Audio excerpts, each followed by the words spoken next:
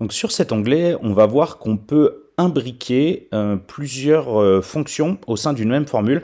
Donc là, c'est pour gagner du temps, hein, pour éviter d'avoir plein de données affichées sur sa page. Vous avez décomposé les opérations tout à l'heure, c'est-à-dire que vous avez fait la moyenne, puis après vous l'avez arrondi. Donc à chaque fois, ça demandait d'utiliser une nouvelle cellule. Là, cette fois-ci, on va tout utiliser dans la même cellule. Donc regardez bien, ici, je vais demander, donc je veux faire ma moyenne de B4 jusqu'à D4, mais moi ce que j'aimerais bien c'est que pour les élèves, cette moyenne soit tout de suite arrondie. Donc je vais arrondir la moyenne de B4, D4 en utilisant un seul chiffre.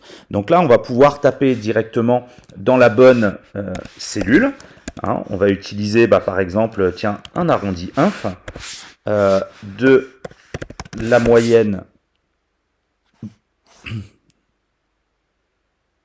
de ça et ça. Hop. Et donc, on va demander 2 décimales. Voilà. Donc, j'ai tapé ma formule qui imbrique directement tout. Hein. Elle fait les deux opérations en même temps. Elle me fait un arrondi inférieur de la moyenne de B4, C5, D6 et elle m'affiche les deux chiffres après la virgule. Donc là, ça me permet de gagner du temps, mais pensez bien que pour pouvoir imbriquer ces fonctions, il faut quand même être relativement à l'aise avec les fonctions.